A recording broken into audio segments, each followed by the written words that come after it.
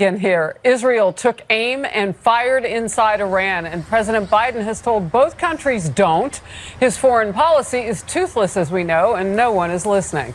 Israel hit Iran in retaliation after that Islamic terror-supporting nation launched 300 missiles and drones inside Israel last Saturday. You'll remember President Biden reportedly told Prime Minister Netanyahu to take the win after telling the other country don't. No one's listening to him. Instead, Israel, of course, took action. I'm Harris Faulkner. You are in the Faulkner Focus. A United States official says Israel struck near a major Iranian air base and nuclear site about 200 miles south of Tehran. Iran state media is saying there was no damage to their facilities. Four-star General Jack Keane reacted this way. The most important question for the Israelis is, what do they want to achieve here? And I think they made up their mind that they wanted to achieve a limited, narrow attack to de-escalate the situation, and it would not put pressure on Iran to retaliate. I think that was the objective. I think it's more symbolic. It's sending a message to Iran. Iran knows full well that Israel can strike any place inside of Iran. We are told the U.S. was notified of Israel's strike, but Secretary of State Antony Blinken says we were not involved as a nation.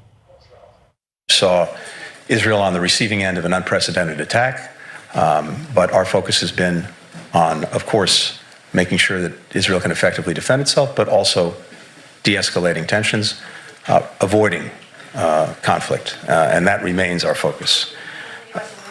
Again, I'm not going to speak to anything other than to say we were not involved in any offensive operations. Fox journalists are on the ground. Let's begin with Jeff Paul, who's in Tel Aviv with more. Jeff. Well, yeah, Harris, we are expecting the Israeli War Cabinet to meet at some point today, if they haven't already. Obviously, the big topic of conversation will be the strike on Iran. But it's important to point out that zero official comments have been coming from the Israeli government or the Israeli military regarding this strike on Iran. And we likely will probably not hear anything on the record, at least today, regarding this strike, because it really goes along with the long-term military strategy with Israel. They don't comment on these specific strategic strikes. But what it does do is send an overall message that Israel can hit Iran whenever it wants, pretty much wherever it wants.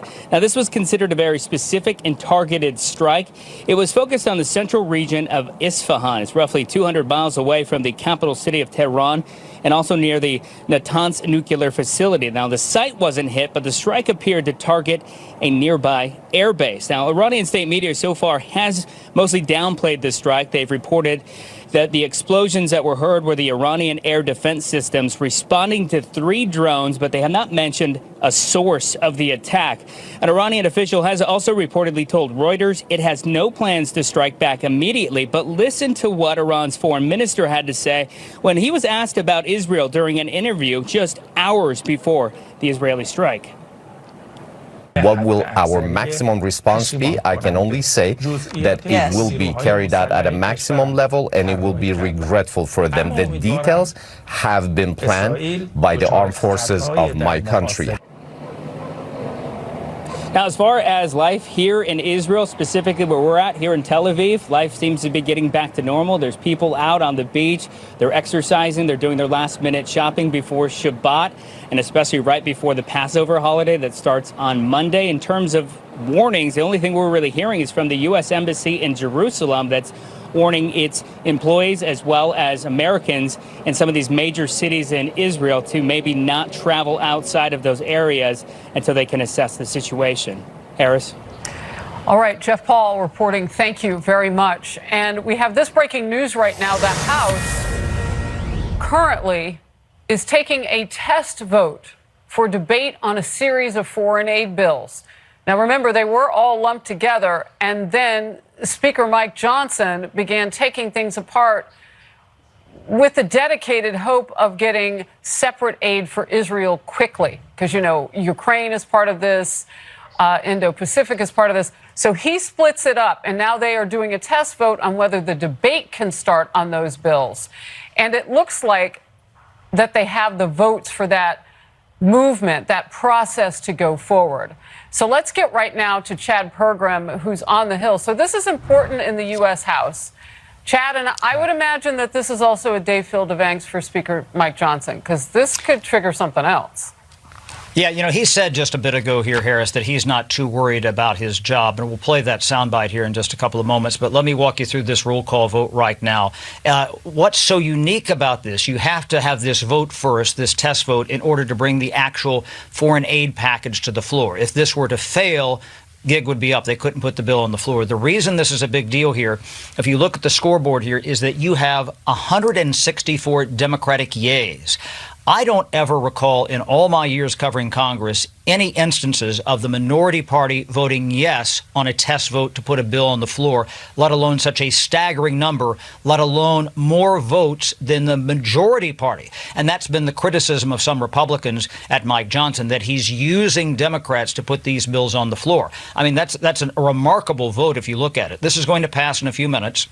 They will actually put the overall bill on the floor. They're announcing the vote total right now. This is Mike Garcia, a Republican of California. So they have the votes, this key test vote. They have crossed that hurdle, and they will be ready to put the actual individual bills on the floor tomorrow. What this rule does is it allows them to debate and vote on an Israel bill, a Ukraine bill, also a Taiwan bill, and then kind of a combination bill for Ukraine, and also to ban TikTok. They will do those individually tomorrow. But what we're looking for right now is whether or not there will be an effort by Marjorie Taylor Greene to try to remove Mike Johnson from the speakership. The speaker said he's not worried. Listen.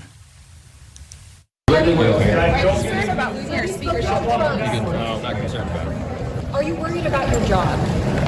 No, don't worry. I just do my job. I'm going to do my job. I'm not deterred by threats, and we're going to do the right thing and let the chips fall where they may. So they'll put this bill on the floor tomorrow. What happens is they will vote on them separately and then blend them together as one. That's why what they did on this rule here, it's kind of a congressional Cuisinart here, where they blend them together and then send it over to the Senate. But they have to get through those tomorrow. Let me go back to Mike Johnson here. Even if Marjorie Taylor Greene were to put her resolution on the floor today, the House might not consider it. Why?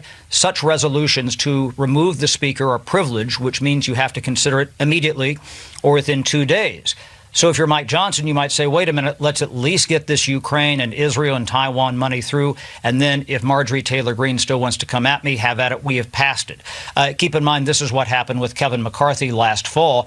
He put that bill on the floor, a temporary bill to avert a government shutdown. And that's when Matt Gaetz came after him a couple of days later, and he was removed from the speakership in an unprecedented move before the House of Representatives. So we don't know whether or not Marjorie Taylor Greene will actually do that, if it will ever come to that. But we may learn something today. If it does happen today, that does not necessarily mean that they would vote today to remove Johnson. Harris? All right, I want to make sure I get this straight. So Democrats, you said, did something that was unprecedented today. They technically helped this process along, and it wasn't a process that they were driving. And I just want to get your further reporting on that, because that's worth noting. And we've been hearing in recent days, as you watch other networks, you're reading other things, we're all taking in a cauldron of information, I hope. And what Democrats seem to be saying is that they don't want chaos and going through no speaker. So is this kind of an opening salvo that they might help the process along such that Mike Johnson stays in his seat? I don't know. I'm asking you. Yeah, this was a test vote for more than one thing. This was a test vote to get the bill on the floor for international aid tomorrow. This was also a test vote for Mike Johnson to see if Democrats would be willing to help him. It's not designed parliamentarily that way, right, and they might not have as many Democrats who would vote to keep Mike Johnson in the job. But, you know, I talked to Tom Suozzi, the Democrat from New York, yesterday, who indicated, he said, we don't want to penalize somebody who's doing the right thing. Most Democrats think that passing this foreign aid package, especially the money for Ukraine, is of paramount importance, and they might be willing to step in and help Mike Johnson keep his job if push comes to shove. So that's interesting. I guess the next test will be, do most Republicans feel that way, or would they back Marjorie Taylor Greene? Not everybody wants to jump in with more money for Ukraine. This goes around and around. Chad Pergram, you were covering the breaking news on the Hill. It's important today on this Friday, and I appreciate you. Thank you. We're going to get into all of this and more with Senator Joni Ernst, a member of the Armed Services Committee and an Army combat veteran. She can talk a lot about Iran and can talk a lot about Israel, so we will move forward with her. First, former President Trump